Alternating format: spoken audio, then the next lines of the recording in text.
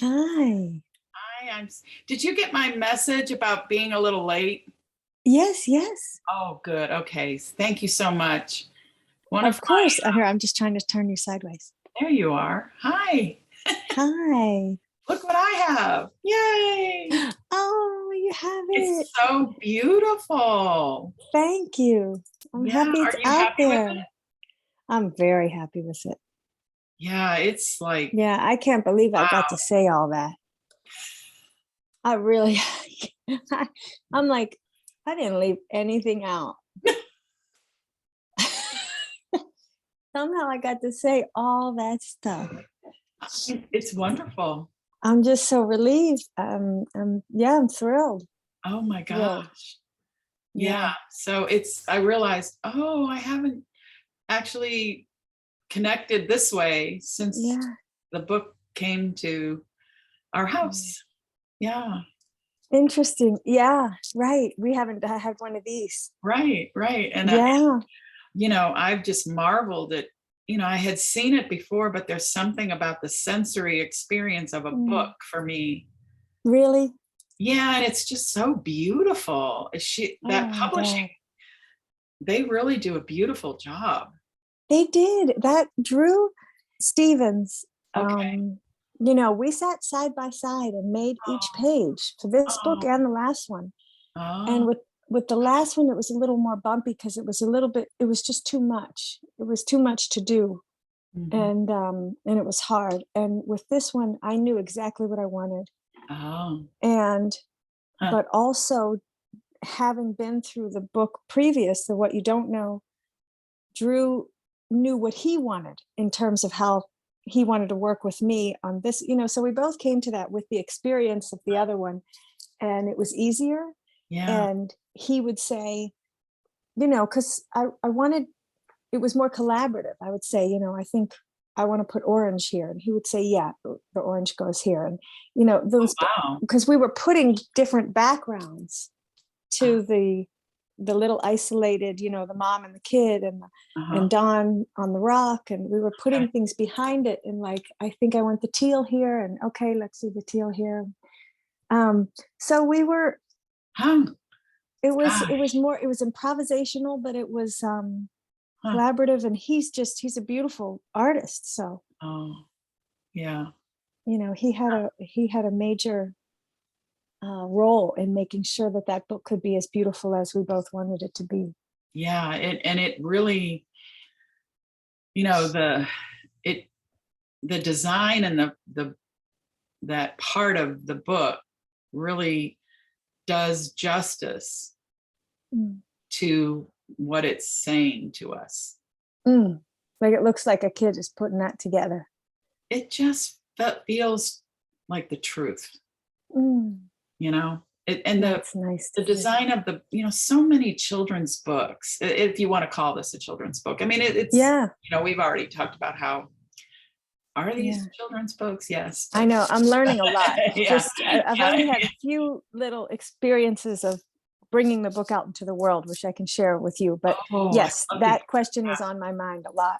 But go ahead, go ahead. yeah, but the that's why it feels almost like the future, because Mm.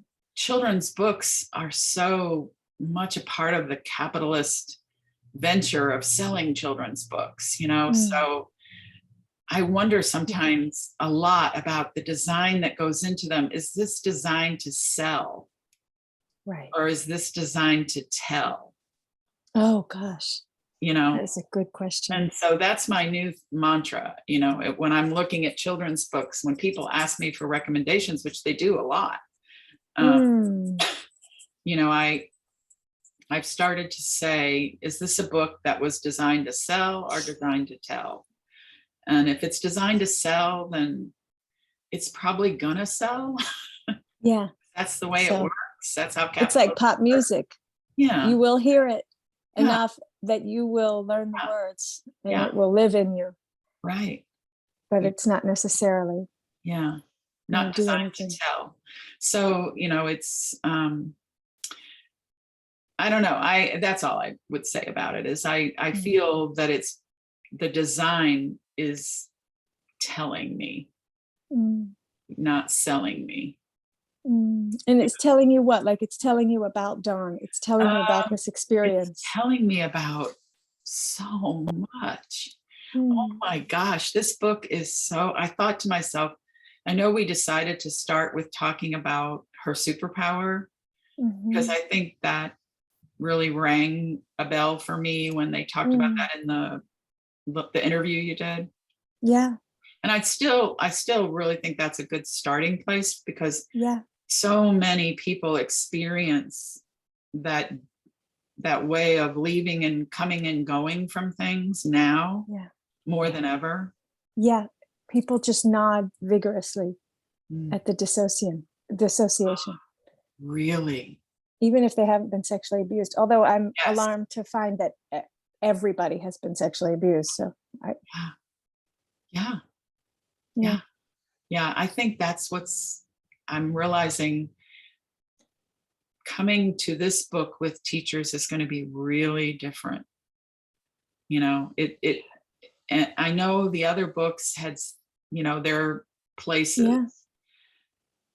And this one is the one that is, I don't know, I have found it to be the most hidden. Mm. It's the attic of the attic. You know, it, Mm. it's the place inside of people that comes out Mm. last. Oh You gosh. know, it it's so well hidden and buried, and Mm. the practice of disassociating from it is so much a part of staying alive, Mm. you know, that I have known women and very well, very, Mm. very well. And Mm. about 15 years into that, Oh. oh yeah, that happened to me. And Uh-huh. in one case, someone revealed to me over the course of probably 6 years, Uh-huh. abuse by her father, abuse by Mhm. her brother, a gang rape in high school, and then a date rape. But it Oh. took all those years for it to um, populate our friendship. Mm. And she had never told anybody. Whoa, I want to see this all written in an article or a review by you. Well, it's very, I've sent her your book. She knows about you. And she moved to San Diego. So she's dealing with a lot in her family right now. But um, I sent her this book Mm. and wrote her a letter. Mm. And I hope to be in conversation with her. Wow. She is a teacher as well, or no? She's a whole No, different she world of. is, I would say in terms of the life that she's led since I've known her, which has been probably 15, almost 20 years. Mhm. Um, she's independently wealthy, so she's never really had to maintain a job, Right. and she hasn't. Okay. Yeah, And I so, doubt it would be possible. yeah, exactly. I can't imagine. Yeah. I I can't mean, even, it's like yeah, what it's like, right, right. yeah, That kind of trauma that everybody just lives with. right, right. But we don't realize how much trouble they're having has to do with just this. Yes, yeah, Well, and that I would love for her to read if she likes the book, if she trusts me, she will. um, She will. the article, the interview in Bitch magazine where I Yes, talk about yes, sexual abuse being cumulative, yes, where it goes from something that happened to something that happens, because her life certainly bears that out. exactly. Yes, This is what rape is what happens to me. right. Yes, yes, Yeah. yes, yeah. So for me, on a personal level, I have that relationship. Mm-hmm. And Mm-hmm. then all the women, no men, have Mm. ever shared that with me. So, Yeah. I feel the approach to this will be really, I'm realizing this will be really different. Mm. And I also know from my experience in the public schools that there are young girls in particular, and no doubt boys too, Mhm. but there are young girls who are being used to make money for the family if they experience puberty really young and are able to be attractive to people who come into the home. And Mm. and so we know that that goes on. And Mm. so I was thinking that maybe initially the window into this for a lot of teachers will be how Mm. how do I work with, because we're our mandated reporters. So if we suspect something, or you know what I mean, we have to Yeah. report it. Right. And so also there are counselors in the building that we have to deal with around it. So Mhm. I've been reaching out to counselors, and one of them Wow. that I reached out to, I realized, well, this woman's a poet and she's an activist in the community, but she's also a counselor in a high school. And she Mhm. has written a lot about her uncle raping her as Oh, a wow. girl. Yeah. And so I thought, well, I would love for Aletha to have this book in her counseling role. Oh, I've seen you talk to Aletha in Facebook. Yes.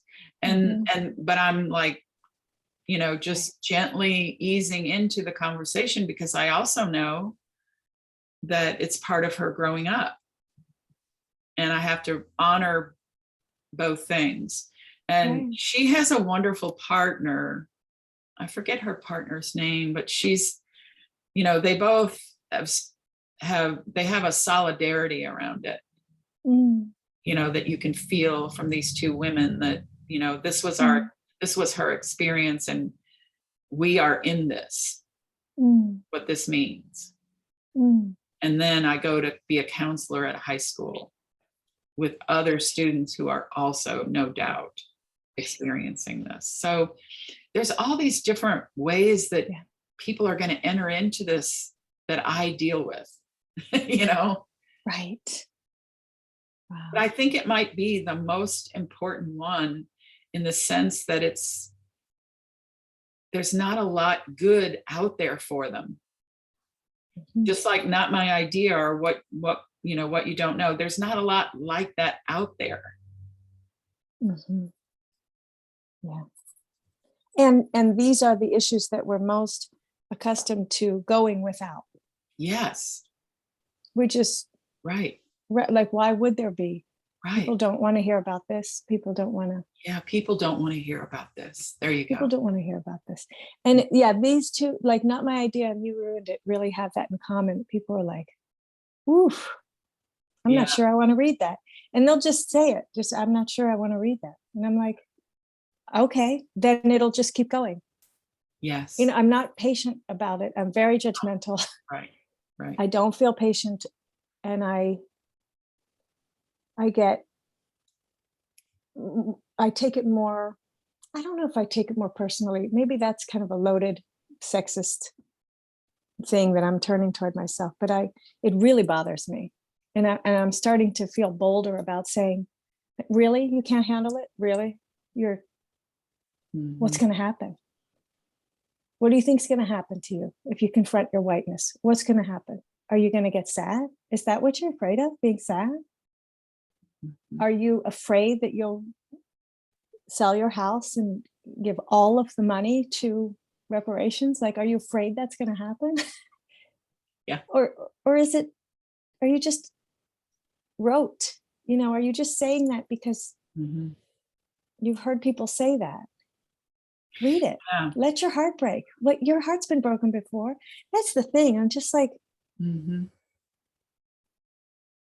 so there's something to it. I'm trying to get at it in the last like month or so about Oh, okay. people's resistance to it. and their comfort being resistant to it. Like, I literally can't. And I'm like, okay. No, I mean, I don't accept that. What do you mean you can't? Yes, you can. You need to. You Right? must. Kids won't come to us Right. if we can't read this book, then that means we can't hear a child's disclosure. Yes. That means children won't disclose to us. That means children will continue to get raped or be racialized into white supremacist modes of being. Yes. Therefore, you are not doing your job as an adult. Therefore, you need to grow up. Like, I feel very like the whole series. I just, now there is a feeling of completeness now. Yeah. Where they fit together. And I was at a conversation in Merrimack. I got to go and do a talk at Merrimack at the writer's house. Okay. And there were people there. And one of the questions afterward, there were a lot of wonderful questions afterward. And one of the things that's, I don't know if I should be telling this yet, or, if when we do start doing interviews and stuff, but people at the end of the book. What was your talk about to them that they were asking? Just you ruined it. I just read you ruined it to them. Oh, okay. And then one of the administrators at the school asked me questions about it. Okay. She had been raped, and the of course, but very in that way, like, right, in college. And then she just continues to have the conversation, but she's been working with rape survivors and in the crisis hotline universe ever since, because you get, and trying not to burn out. And so people who are drawn to it, like your friend is, not your friend, the other, you mentioned somebody during this conversation who works in a high school counselor. Letha, yeah. Right. Okay. So you stay in that realm of being exposed to what the time and place of your own undoing, right? Because that's where you now have a gift for that, and a need to do whatever mending and attending is possible in those environments, right? So we were just having this conversation after I read the story, and the woman said, "Do you have a book? What about a book that's about this, but for younger?" And I was like, at first I was a little annoyed, just because I was like, I just wrote you a book that was for this age. What are you talking about? Like, don't give me another assignment. But then I was like, wait, no, it's Tell Me About Sex, Grandma. Yeah. Yeah. I was going to say, that's what I was going to say is, yeah. I was like, yeah, I did it. That's what Tell Me About Sex, Grandma is. Yeah. Consent. Yeah.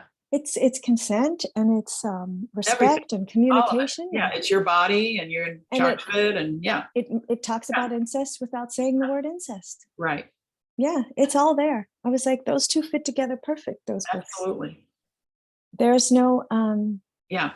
And it's an example of family love that isn't corrupted. Yes. Yeah. It talks about the joy, the health of it, the beauty of it, and so great that it comes from the grandmother who represents this archetypal wisdom, and and it's not frightening. All the wonderful things we want. Yeah. I was like, so at first I'm like, and then I was like, wait, I already did. It's done. I did that homework already. Thank you. You just haven't heard about it yet. Yes, that book is written too. Buy them both. Yeah, and an interesting perception that so many people have, that this book was written for this, not for me to enter into it as a study of myself, so that I can be with anybody of any age around this. Oh, gosh. So I can just be with it, right? Like if somebody asks me that question about this book, and I suspect they will, I think that's a question that will come up, as but I couldn't read this to a 4-year-old. No, of course. Right. Okay. You couldn't read this to a 4-year-old. What does that mean? Right. What does that mean? What does a 4-year-old need that means you can't read the book to them? Okay. The 4-year-old, and because I really know early childhood, and I know child development inside out, and I can start pointing to development if I want to be an expert, so to speak. But what a 4-year-old needs that woman or that person is asking you about, that 4-year-old is living in you and your feelings. That 4-year-old is not living in a book. You can read any book you want to a 4-year-old. You can read the newspaper, you can read a magazine, you can read the stock trade. That 4-year-old is reading you, not the book. So if there's something in the 4-year-old that you think needs this book, then you've got to go into the book yourself and figure out how to be with a 4-year-old around this without the book.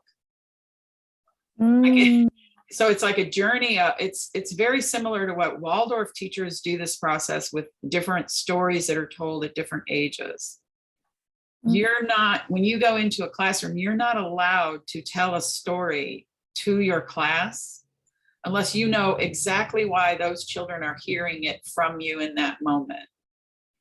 And you yourself have lived into the story long enough that you know what effect it has on you.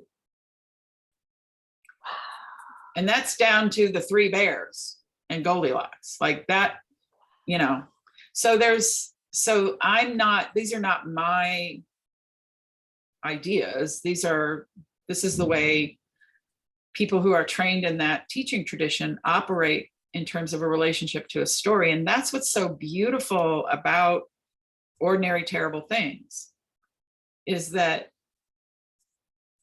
yes, you could read the book, like you could, with older kids, you definitely should. Just like older kids should read fairy tales, not just be told them, right? But young children, like she's asking about, they need her to read the book. They don't need her to read the book to them. Like that's, for me, that's an interesting question. And, she needs to read the book because they're reading her. Does that make sense? So much sense. And that's really what you were saying to her. Like in your own way, you were saying that to her. Who, the young woman who asked me if I would the woman who asked that if you said, well, make a book for younger kids. That. Yes, I've done that because here's what happens at this age. Right.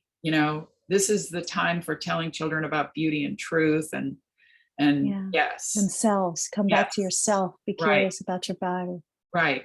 And you ruined it for me is about the adult knowing that story so well that they see it in the young children that they're with and can recognize that story in them. Does that make sense? Hold on, because that's it. That's the key. Yeah, you ruined it is about the adult knowing it so well that they see it in the kid, and that's why they can't bear it. That's why they can't read it. Yeah. It's like let's say she's a teacher of kindergarten or preschool, and she's asking you that question. Can you write this book but for younger kids, so that, and I assume I'm filling in the blank, so I can read it to them, right? Or so they can have a book of their own about this, so they can know about this. Young children don't need to know about this. They need us to know about it. That's it. They need us. That's what you're saying, Anastasia. I'm just reflecting your words back to you, but in a different way, from an educator's point of view. That, people think that kids need books to help them understand what's happening to them. They do not. They need grown-ups to read books about what's happening so they can recognize it and deal. It's just what you're saying. When I read something you said to Hans out loud one night recently, and he had tears in his eyes, and he said, yeah, how will children, how can we be there for children if we're not willing to do this? Right. So you started our conversation off by saying, you know, I don't want to hear anymore. I can't face this. I can't do this. I don't want to hear about this. I don't know if I want to go there. Right. And then, and it, for me, it evolves into what I hear you saying over and over again is, but we must, because children are counting on us to do that work so they don't have to keep experiencing this. That's what you, I remember. And so when we say, I can't deal with that, I can't look at that, we're saying you can't count on me. Right. Because I'm not grown up yet. And we're saying, I can't bear it, so you'll have to. Right. You'll just have to bear it. I had to bear it, and you will too. And this goes like what Hans looked at me and said then when we were talking was, okay, this goes all the way back to that foundational piece you have in the first session you do with white teachers, where you say, did you grow up believing and being told life isn't fair? Because if you grew up believing and buying into that, that's how this gets to keep going on. Because this is what life is. It's unbearable. It's unfair. Yeah. So let's keep, we're just going to keep doing it this way. And then there's, to me, there's also this old, like really deeply ingrained belief that you have to feel worse about yourself in order to do better. Like you have to feel pain in order to, you know, learn a lesson or, you know. Right. And I was so appreciative, and you ruined it, that nobody ever said to her, this will make you stronger. This will make you better. This will, you know, you will come out the other side of this, you know, the pep talk. Yeah. The what she was told is what you need to heal and be something is in you. You know, it's your superpower. Right. Your superpower is this ability to navigate the unbearable. Yeah. But how about we adults start knowing this well enough that you don't have to learn how to, your superpower could be used in another way. Like you know, it's just, you know, this whole idea of, I hear teachers say, well, these kids have been through a lot, but you know, they're really strong and they've overcome a lot. And I'm like, you know, yeah. Can we stop glorifying that for a moment? Can we do that? And it shows up so egregiously and irresponsibly and cruelly. I think among like Black and brown kids, they're so resilient. Look at that grit. It's just like, oh my God, we're 9 years old. We're so tired. Yeah. We're so scared. We're so tired. We're so used to it. Yeah. We know that we shouldn't be used to it. Yeah. We're 9. Yeah. Yes. And we're reading our parents and our uncles and our grandparents and everybody. Yes. Yeah. Everybody's, we can't save them. They can't save us. That's resilience.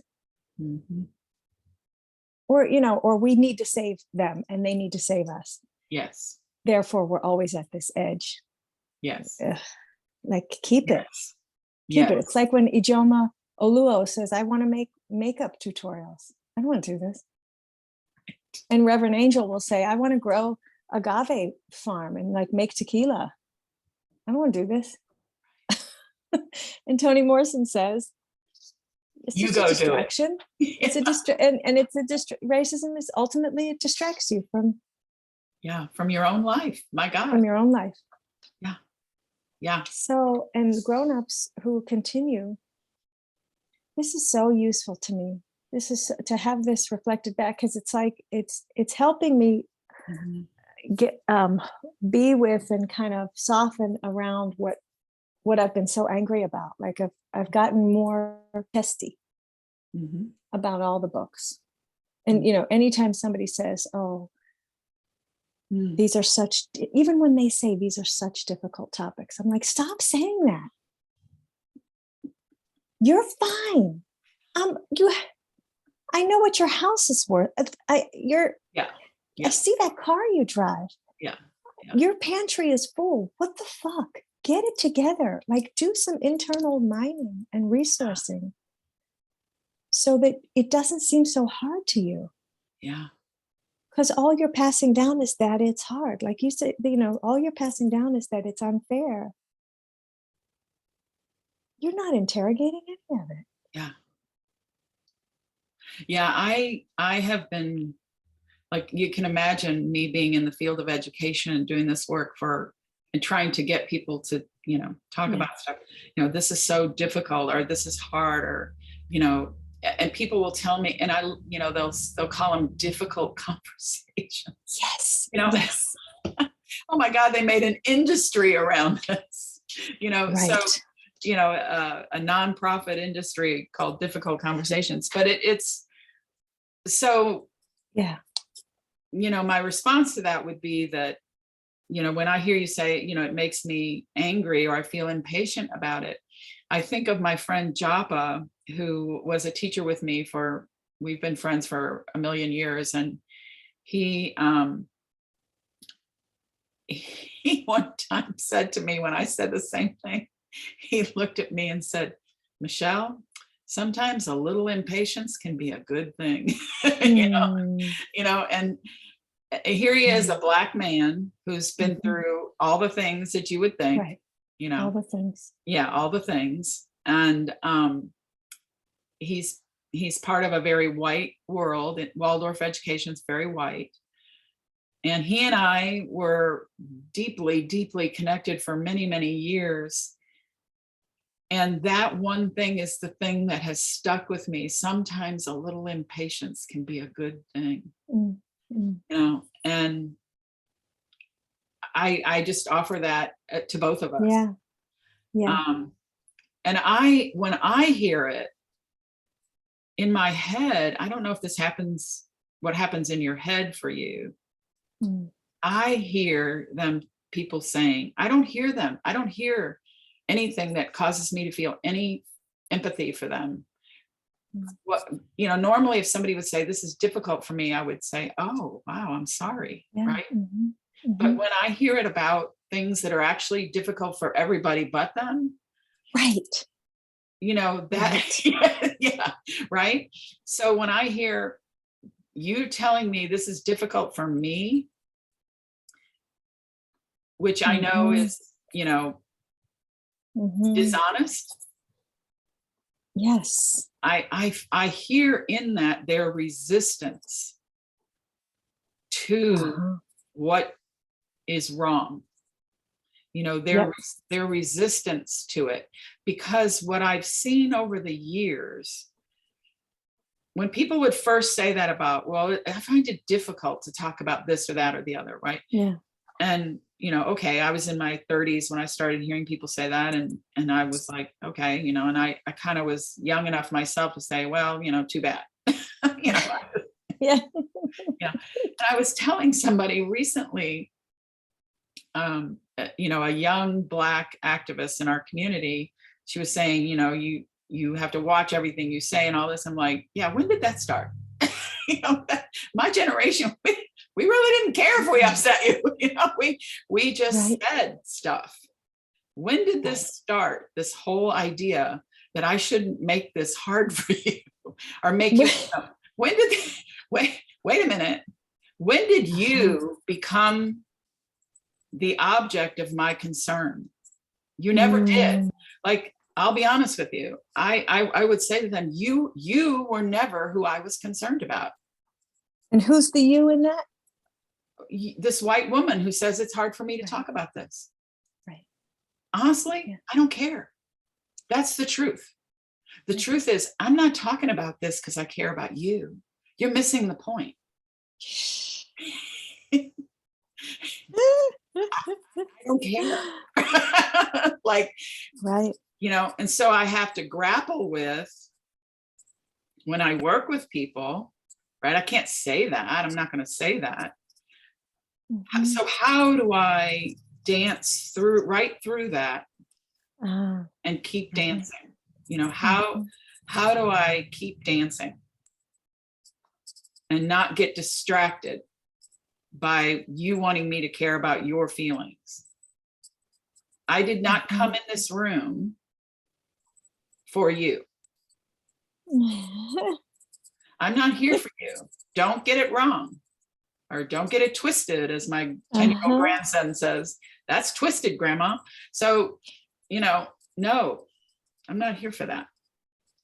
So it's Yeah, and I'm not here for my own therapy either. Like it's nothing about irritating me when either. people say, "Oh, this is so brave of you, what you have experienced and been able to." I'm like, no, no, not that either. I can't not write this book. It Right. came out Yeah. because it needed to come out, but it's not. I'm not just doing therapy on myself in a book. But when I make you the brave one, Yeah, then I say, but I'm not brave. I can say, right, I'm not like you, right. right? Like, I'm not brave. And that's why when I first read Not My Idea, I thought, okay, this is the book that I'm going to start with teachers, because I'm not letting you escape this book without thinking about it, right? Like, as a teacher, it, and that's why every time somebody says, oh, I have that book. Somebody said it to me Thursday in a meeting. Oh yeah, we have that book for our baby girl, Rosa. She's not even a year and we still read it to her. And I said, well, Matthew, that's really wonderful. What else are you doing with that book? You know, what are you doing with that book? What What does are it do to you? Yeah, what are you and your wife doing? And Matthew was somebody who was arrested and put in jail, and Yeah. you know, during the Breonna Taylor protests, and he's leading a movement in our school district. And I have great respect and regard for him. Complete, you know, I love him. And I still want to know, what are you and your wife doing with that book? What's happening with that book? You know, because I know you've done a lot. You have done a lot in our community and for the children in our community. So when I hear you say people tell you you're brave, I do think it takes courage, you know, to step out. Yeah. Yes, Yeah, of course. it does. Right. And I think you have courage. I think I have courage. I know a lot of people with courage. And I think without courage, where would we be? Right. That's fine. But you don't get to use that as a way to distance yourself from being able to be like me. You know, you can't say, well, I'm not brave like that. Well, that's a choice. That's a choice.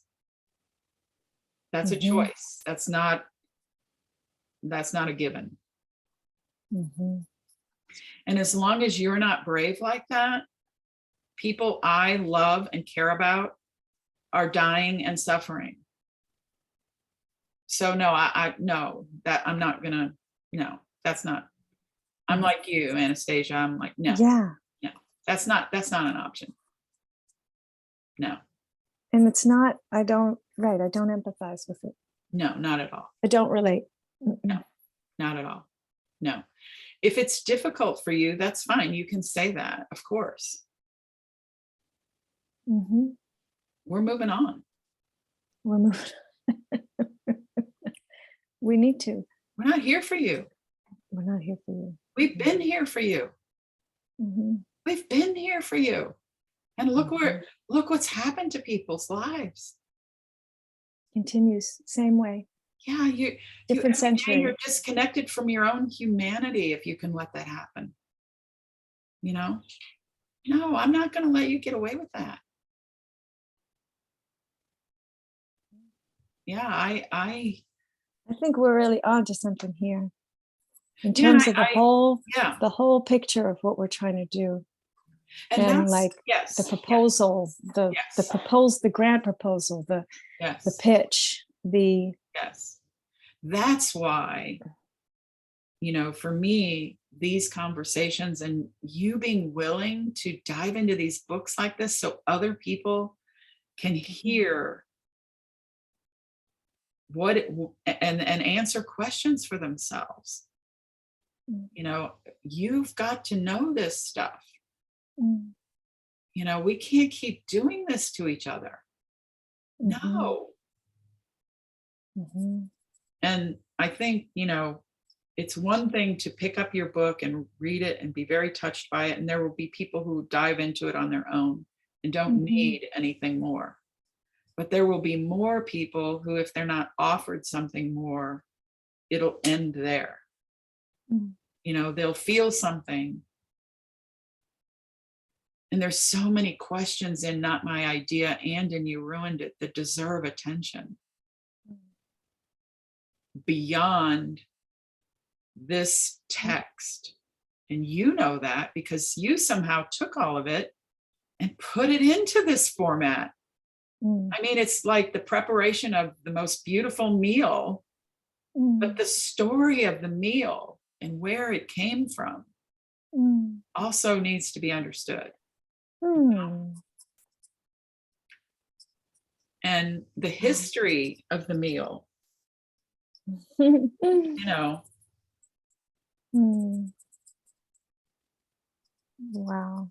and that's why, I remember you said early in our conversation today that people were saying to, really resonating with this idea that this disassociation experience. And I think just that alone is getting kids diagnosed with ADHD and being put on medication. And that concerns me. Right. Right.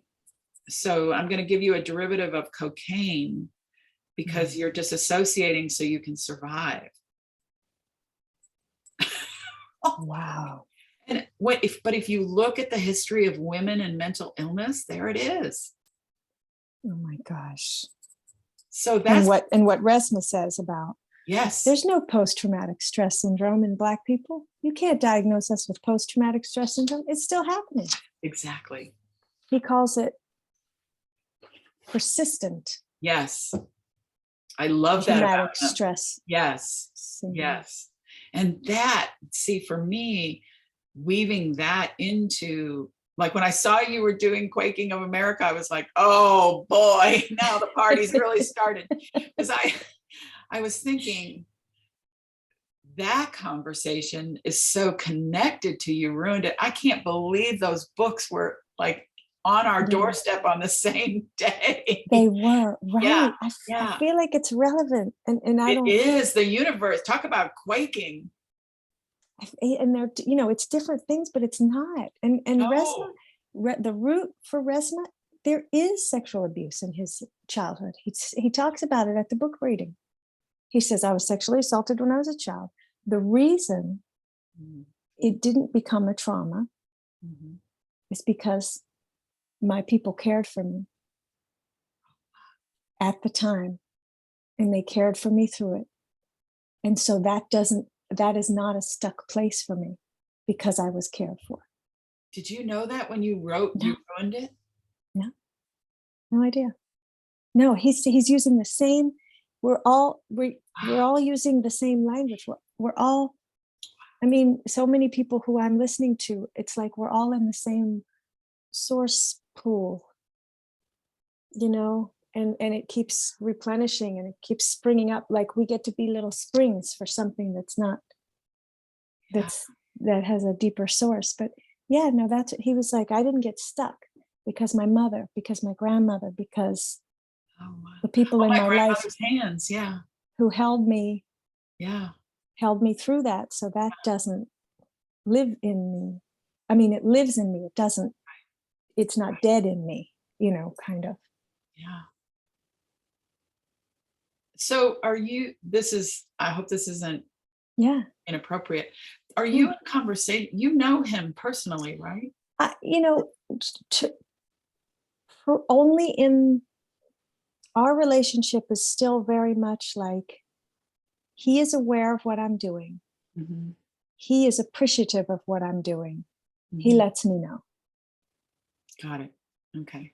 I am a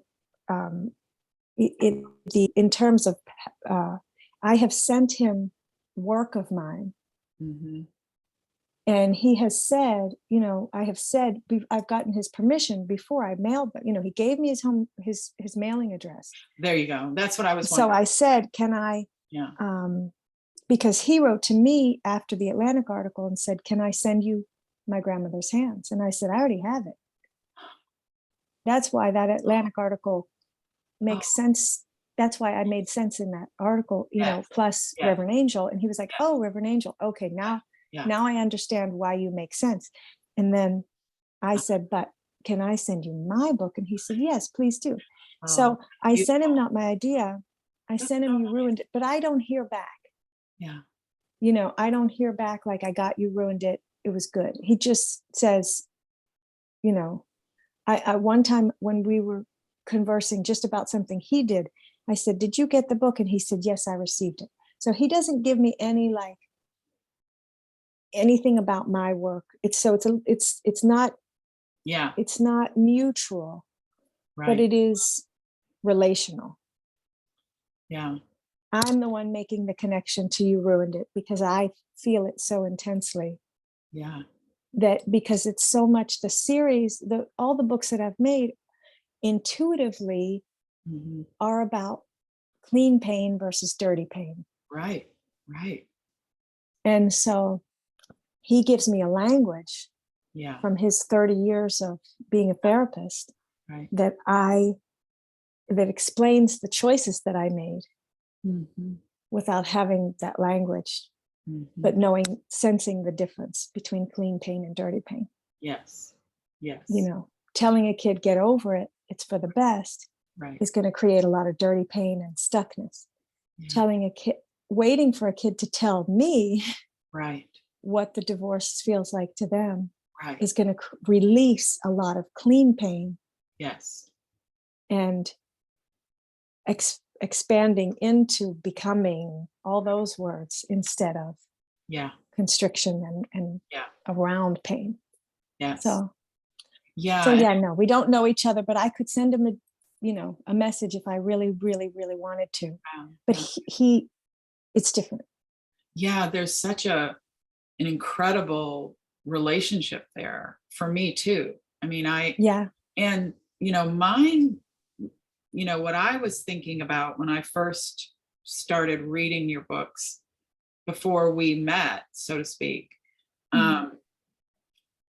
was, when I taught child development, I don't teach it anymore, but when I did teach it, I talked a lot about what I do discuss with my college students. And it's this relationship of, clean, dirty pain, but the way I speak to them about it is this thing happens Mm. and it creates this response in the body and the Mm-hmm. mind and the spirit, the heart, Mm-hmm. everything gets involved. Mm. And then all of that, moves around. Mm. And if it doesn't Mm. receive attention or get it, if nothing happens around it, then it is forced to make its own way, Mm. you know. However, the definition of resilience, I say to them, what's resilience? And they, after they roll their eyes because, they're the generation that's heard that term and been educated about it in grade school, even how to be more resilient.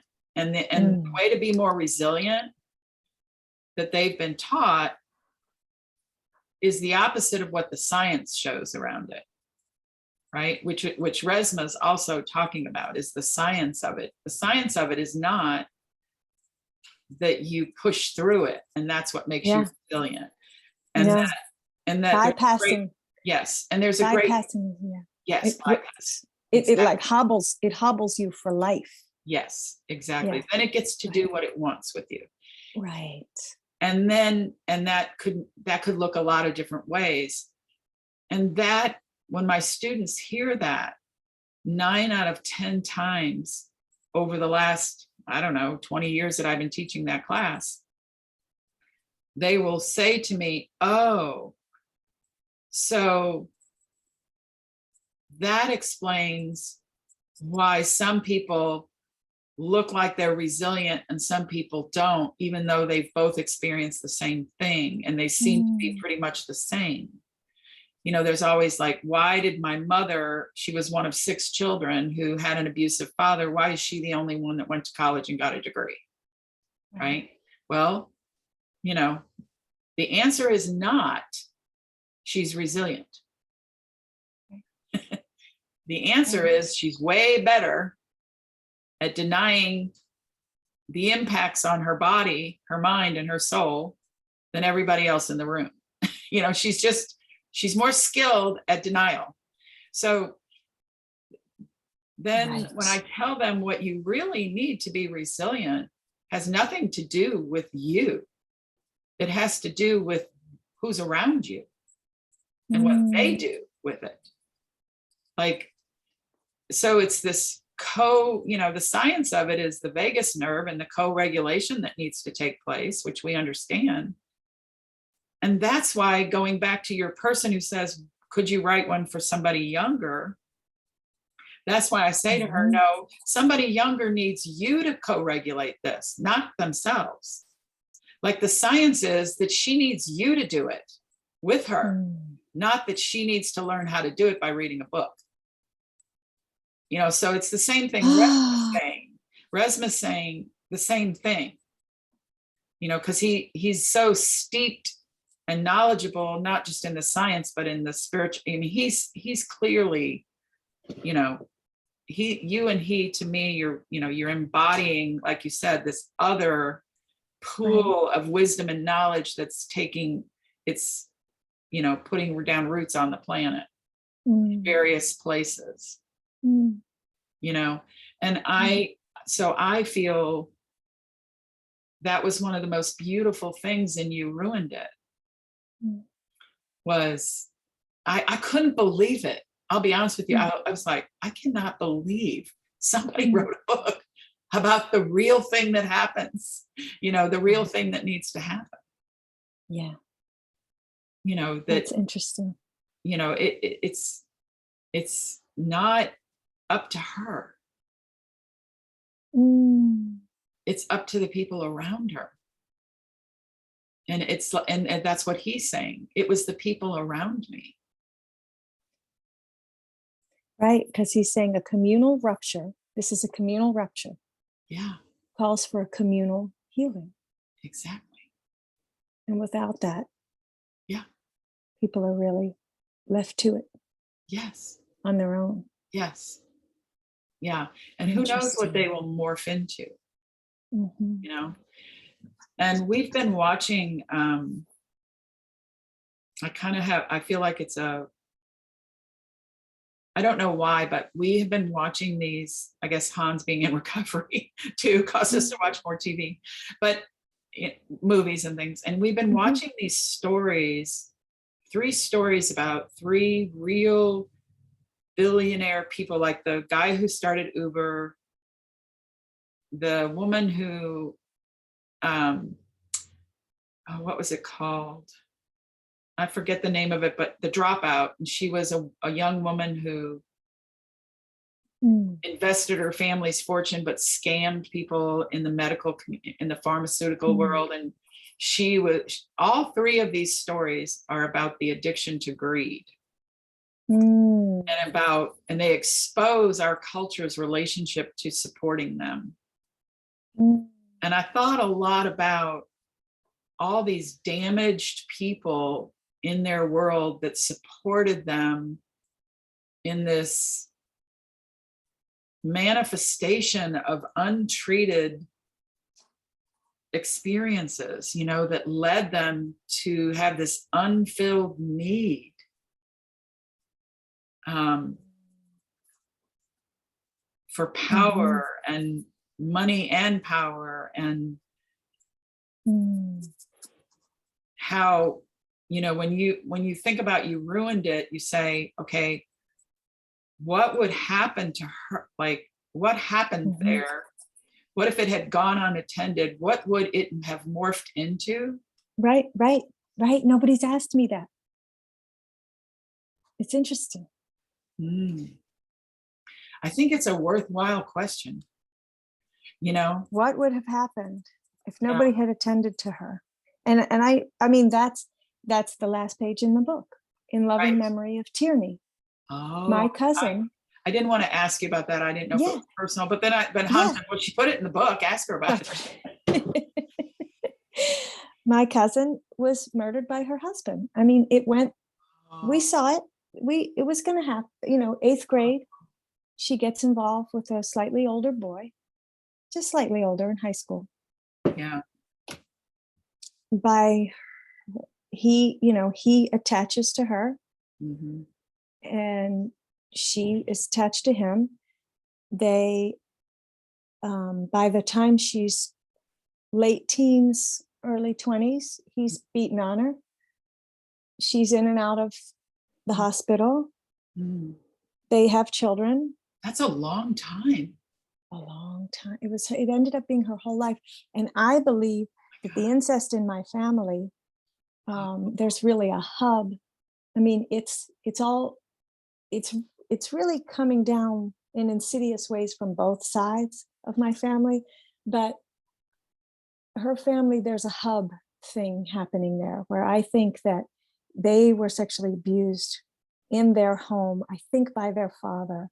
And then the older, 3 daughters, the older one was sexually abusing the younger one. Hmm. And the middle one got involved with this older boy and had, just was in a physically, mentally, sexually abusive relationship for her entire life until he killed her. And so, in terms of the book and Dawn, Mm. to me,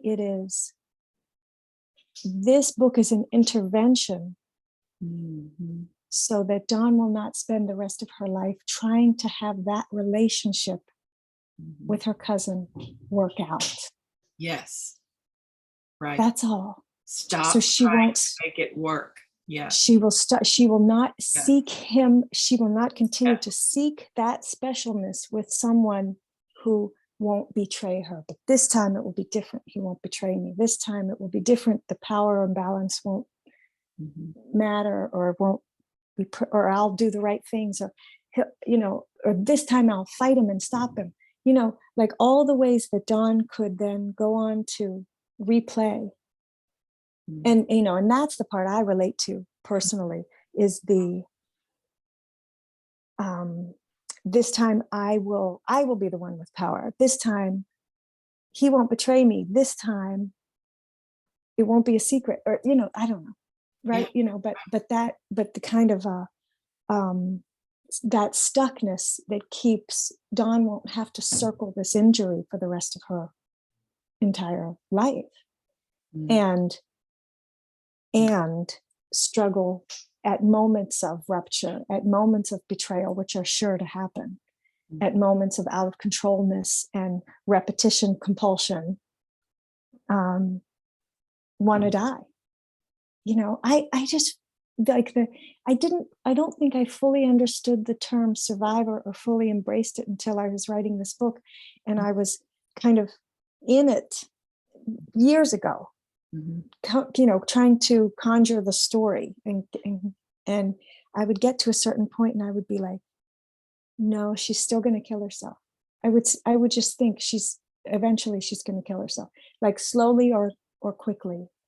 She will destroy herself. So I need to add something, the intervention has to be different. The intervention has to be this. And then ultimately got to a point where I was like, okay, I think I've given her everything she needs Mhm. to want to live, Mm. or to try to live, even if she doesn't want to live. Like that was the best I could get for her, Mm. is that she would want to live always. No, she would try to live even if she didn't want to live. That was for me. And that was like, oh, that's what survivor, that's why we use that word. Mhm. That's what they're surviving. Mhm. Okay. And then, so, and what I needed her to have was a mother who believed her, a mother who got her own shit together, um, a sibling who uh, is that close, close enough to be really, really affected, and who she already adored already, like that was already set. And there's a difference of power, but there's a responsible, there's an older Yes. person who she adores who is responsibly loving Yes. and can handle conflict. I needed there to be conflict between the two of them too, that they could endure, right? So, and Yes. then I was like, and I don't want her to go to therapy. I'm so mad. I don't want her to go to therapy, so then enter the witch. Hmm. I want her to be healed. I don't want her to go to therapy. I want her to be healed Yes. and resourced in nature, Yes. and um and something that you can't put words to, Right. that is about being in breath and in body and in spirit. So then I was like, okay, fuck grandma, fuck the cousin. I mean, not, she also needs to be able to love the cousin. Don't take that away from her or she will go off the rails. Yeah. Do not take her love for her. So it's like, keep that, but let grandma go, let dad go, banish all of them, let them, keep them all outside the circle. And then I was like, all right, now she's going to be okay. And mom's going to be okay too. Mom's not going to freak out. Billy's going to be okay. Billy needs Angelica too. Yes. And mom. Yes. So that Billy doesn't be so traumatized that their life is all about trying to relive that moment and have it work out. Yes. Yes. So yes to all of that. And all of that for me is that that whole idea of sometimes people in the realm of Eastern thought, talk about your destiny being living in others. That if you're always looking at yourself to know, how am I going to get through this? How am I going to be this? Who am I going to be? And you're not with others who are your mom and your brother, who introduces you to this amazing, which we really are going to need a lot more time on. But I think that that and the science of, that it's connection that makes things better, not intervention. And for me, like therapy is like intervention. But connection is what makes things better. It's the same thing. For me, it's just this science that long ago, when they were researching heart cells, they found, this is what comes to mind when I'm listening to you, is they were researching heart cells and they found that if they put a heart cell from the mother and the fetus or the baby in proximity to each other, they would beat harmoniously, like there was a rhythmic relationship. But it's the further and further apart they got. And then they were able to say, well, this not only happens with the mother and the child, it just happens with any two heart cells. Oh my gosh. Yeah, that the proximity, and that was sort of the seed stage of these ideas that have, Resma's drawing upon and you're drawing upon, are these ideas that, so it's sort of, for me, the way I see it is that, the science and the physical manifestations of this, that the spiritual world has been light years ahead of that. The spiritual world has always counseled us about the intelligence of the heart. And now we have the science that says, well, the MRI was developed and this ability to see heart cells was happening. All these things now can be shown physically. And if you needed that to happen, to accept the spiritual wisdom that's, thousands and thousands and thousands of years old, on the cave walls, but it's all there, what you're saying. It's all there, Mm, you know? mm, mm, And so for me, like to think about her with her mom and her brother, that's a whole, mhm, that like, that's a next level, you mhm, know, that might be a good place to go next. I'm thinking mhm. now, like, you know, talking about her disassociation, talking about them, talking, and for me, like the big conversation, just so you know, I don't know, not saying that it has to go this way, Yeah, but no. for me, the conversation I'm waiting for is about the introduction of this witch figure, Mm, you know, to bring, and she's a real person. yeah, So there's, for yeah, me, that's a whole, that's so the future. yeah. Yeah. And I have a childhood friend. She grew up several houses away from me who does that work on the planet. Mm, Like she does mm. planetary healing work. Oh, How did that happen? You know, how did we, right. you know, how did we grow up on that street together? She is one of those beings on the planet. And she moves around, like Wow. she lived in Peru for a long time in the mountains Mm, with llamas. And, you know, mm, she's Susan Gash. I have mm, pictures of her at our 8th grade graduation together. mm, How did that happen? You know, so those individualities that are among us, you know, mhm, they've connected with you, mm. like you've drawn them to you. Yeah, Wow. Like, I think, yeah. let's talk about that. Wow. You And know, it is so connected. yes, because it's a whole different way to look at healing. It's sort of like, you know, getting people who work with young children to stop putting them in time out. You know, stop removing them, draw them near if you want them to heal and be better. You know, the getting better takes place in connection, not threatening you with disconnection. And so this conversation that you're having around this whole thing is so relevant to so many spaces. Like, how am I as a 4-year-old?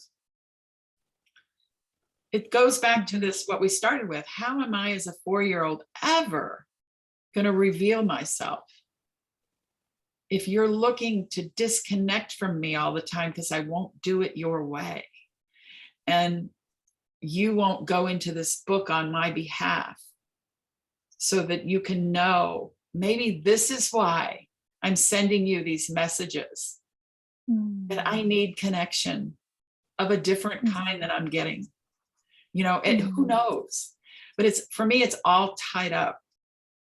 mm, It's mm, all wrapped up together in the way we, that's why I'm so eager for early childhood folks to get into these conversations, mm, because those babies that are in their realm,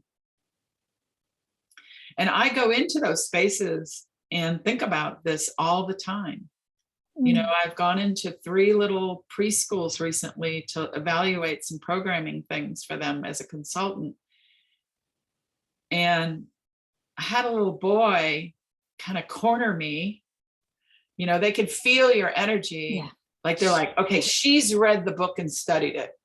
Let me just go sit by her for a while. Right. Right? Right. They can Yeah. feel you. They don't know, they just feel you. And they're so that's intelligence. That's Yes, evidence of their they're intelligence to intelligent. sense there is a person here Yeah, with nourishment and knows. resources for me, Yes, gifts exactly. for me. I know who's Yes. the magical being who's going to give me the gift or the Yeah, key or the thing that's going to unlock me. me. Yes. And this little boy, he's a Black boy in a primarily, well, pretty mixed up ethnically, but he's the only Black boy in the room. Mm, And he comes over to me, and it was we had tornadoes the night before. mm, And he said, you know, there was tornadoes last night. And I was like, okay. Do Yeah, tell. I know. I was like, oh yeah, I know you know about those. So I said, yep, there sure were. And he said, there was one that touched down in my neighborhood. And I said, huh, really? He said, you know what touchdown means, right? And I said, well, what do you think it means? And he said, it means it hit the ground in my neighborhood. And I said, yeah, okay. He said, what did you think about that? What happened? What was that like? And he looked at me and he said, well, it just came to my neighborhood and left. And I said, okay. And I thought to myself, nobody in this room sees his brilliance because he's a Black boy. I mean, that kind of insight and assessment of the situation, wow, for a young child. Came to my neighborhood and left. And for him to be able to use that terminology, somebody has spoken with him. So he has, like she has her mom and her brother, he has somebody who, he wasn't traumatized by it at all. He had the information. Yeah. Real information. It's not God. It's not. No, he was, somebody was co-regulating with him is what they call it in the scientific realm. You know, somebody's heartbeat was pounding in proximity to his, you know? And so he's like, yeah, that's what happened. Touchdown, hit the ground and moved on. And my first thought was, like you, when you were worried about, you know, who was going to be identified in that shooting, my first thought was, who's going to see that family and what they did for him, and who's going to see his brilliance? Right? Because they're not looking for it. We have to have the sensors. Yeah, and you have to be willing to think a Black family could do right by their child. Right. And do better than what you got, and do better than what you know. Yes. Or have experienced in your. Right. Yeah. So I did point it out, you know, I pointed it out to every person I talked to in that building. And, you know, yeah, just like the tornado, I left. You know, it's like you touched down and moved on. I touched down and moved on. Yeah.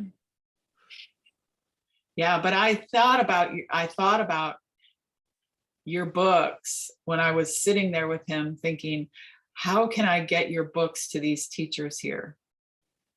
You know, because he won't be seen if I don't. So that's what happens for me, is I start thinking, I got to get this information to these teachers in this building, because if I don't, this kid, he made sure I knew, you need to do something about these people. Like, you could do something about these people on my behalf. Why aren't you doing it? You know? Yeah, they don't, right. They don't know what they don't see. Yes. And I always feel like these kids have these messages for me, because I don't go into their space but once a year. And I'll never see him again. You know, I won't ever see him again. But so I made it sure to make a connection with the teacher. And she said, oh, so I could do those trainings? I'm like, yeah. So I feel like, yeah, he's making sure. Yeah. You see my brilliance? I'm going to shine right here next to you for a minute. Yes. And I see that, you know, that if you have a light shining on you, you better sit next to something that matters. So I know you're going to go forward. You're going to go get to work on my behalf. So it's like, that's what I think about these, like if that teacher or that person reads into this book and studies it with us, then they know when they go into other spaces how to recognize it. But more importantly, this Yeah. is the last part, is the children will recognize them. We That's, need to be recognizable to them. yes, Mhm. yes. And that's what you were saying so beautifully, was how are these children ever going to come to us if we don't know, if we don't do this work? Right.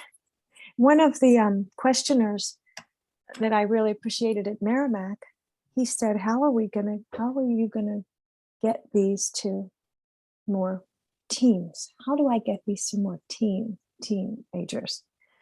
And I said, we have to do it. I Absolutely. said, they're not, Barnes and Noble's not going to put it up in the display, like for Sexual Assault Awareness Month. It's not going to be out. Mhm, No one's going to put it out mhm. for somebody to just find except us. Yes.